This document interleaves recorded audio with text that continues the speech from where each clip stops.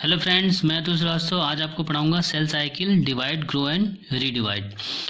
जब mitosis complete हो जाती है तो माइटोसिस कंप्लीट होती है तो हमारा न्यूक्लियस की जो साइज होती है और साइटोप्लाज्म की सेल की साइज होती है। तो न्यूक्लियस की साइज एज कम्पेयर टू अगर बात करें इसकी साइज की तो उसमें पूरी तरह से थोड़ी बड़ी होती है।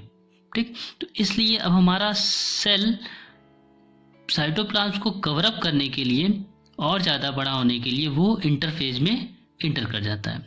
और इंटरफेयर एक्चुअली होती क्या है कि वो फिर से अपनी बॉडी को, अपनी सेल को डिवाइड कर सके, इस काबिल बनाने के लिए वो इंटरफेज में जाती है।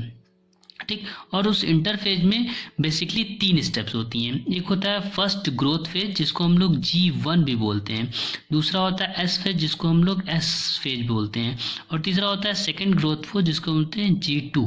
First growth phase, S phase और second growth phase. First growth phase में मेनली क्या होता है, आरएनए और प्रोटीन का फॉर्मेशन होता है सबसे ज़्यादा।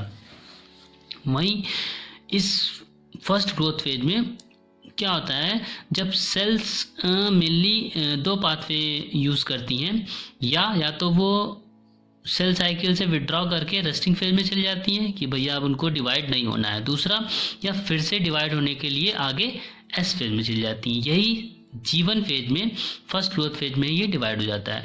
दूसरे नंबर पे आता है सिंथेसिस फेज जिसमें डीएनए, ज़्यादा से ज़्यादा डीएनए का सिंथेसाइज होता है। ठीक, और क्रोमोसोम डुप्लीकेट होते हैं। मतलब डीएनए की सिंथेसिस अगर किसी में होती है तो हमारे एस फेज में होती है। थर्ड नंबर पे आता है सेकेंड ग्रोथ फेज। ये क्या होती है, सबसे छोटी अवस्था होती है, इट्स शॉर्टर ग्रोथ फेज, सबसे छोटी अवस्था होती है। और इसमें जो भी आरएनए प्रोटीन नेसेसरी होती हैं फॉर द सेल डिवीजन के लिए, वो सारे आरएनए प्रोटीन यहाँ पे फॉर्मेट होते हैं।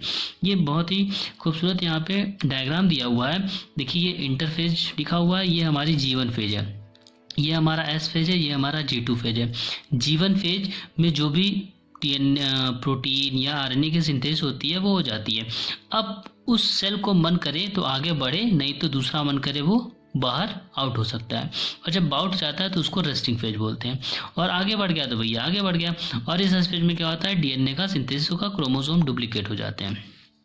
फिर G2 फेज में जैसा कि मैंने पहले बताया था, जो भी नेसेसरीज आरएनए या प्रोटीन होंगे जो कि सेल डिवीजन में हेल्प करते हैं वो सारे यहाँ पे बनेंगे। उसके बाद हमारा सेल माइटोसिस या मियोसिस में इंटर कर जाता है। और माइटोसिस में जैसा हम लोग पढ़े थे 2 फेज होते हैं, कैरियोकाइनेसिस, एक साइटोकाइनेसिस। कैरियोकाइनेसिस मतलब सेल का डिवीजन, इसमें हमारा प्रोफेज, मेटाफेज, एनाफेज और टीलोफेज आता है। पीएम अतुल, ठीक, prophase, metaphase, anaphase, telophase. Cytokinesis में सेल का डिवीजन होता है और माइटोसिस के द्वारा 2 सेल्स बन जाती हैं। ठीक है दोस्तों, उसके बाद यहाँ पे क्वेश्चन दिया हुआ है, can the cell cycle go on endlessly? तो नहीं, ऐसा कुछ नहीं है कि हमेशा साइकिल ख़त्म नहीं होगी, ऐसा कुछ नहीं है। एट सम प्लेसेस स्टॉप, कुछ प्लेस पे रुक भी जाती है परमानेंटली, कुछ पे टेम्परेरी रुक जाती है, और कुछ पे जब इसकी नीड होती है तो रुकती है, फिर उसके बाद फिर से स्टार्ट हो जाती है। जैसे कुछ एग्जाम्पल भी दिया है, जैसे ब्रेन और नर्व सेल्स के केस में once formed in the embryo do not further divide. एक बार एम्ब्रियो बन जाता है तो फर्दर वो डिवाइड नहीं होता है, और एक बार डेड हो गई तो ये रिप्लेस भी नहीं होती है। लीवर सेल में वही बात करें तो may divide only once every 1 or 2 years, 1 से 2 साल में डिवाइड हो सकती है। या रिप्लेस डैमेज और डिस्ट्रॉयड सेल्स। सरफेस स्किन की बात करें तो हर हफ्ते ही रिप्लेस होती रहती है।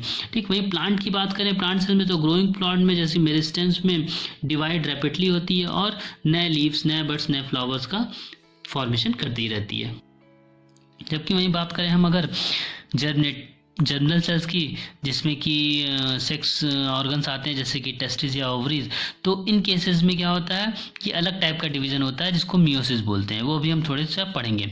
एक और होता है uncontrolled non stop cell cycle. जब ऐसी कंडीशन हो जाती है, मे लीड टू ट्यूमर, जो कि ट्यूमर का फॉर्मेशन करता है। दैट मे और मे नॉट बी कैंसर, जो कि कैंसरस हो भी सकता है और नहीं भी हो सकता है। तो याद रखिएगा, हर ट्यूमर कैंसर नहीं होता है, कुछ ट्यूमर कैंसर होते हैं, कुछ ट्यूमर नहीं भी होते हैं। ये कुछ कन्फ्यूज़न दूर किया है कि सबसे पहले cell production and cell death. Adult की बात करें तो एडल्ट जैसे कि जितने भी 18 ईयर्स प्लस बच्चे होंगे, उसमें क्या होता है, the number of new cells produce equal the number of cell dying. उनकी बॉडी में जो नए सेल्स प्रोड्यूस करते हैं उतने ही नंबर ऑफ सेल्स जो होती हैं डाइंग भी होती हैं। जबकि चिल्ड्रन के केस में नए सेल्स ज़्यादा बनते हैं और मरते सेल कम है, डाइंग सेल्स के नंबर कम होते हैं। ओल्ड में क्या होता है, बूढ़ों के केस में क्या होता है, number of new cells produce run short of those that are dying. नए सेल प्रोड्यूस कम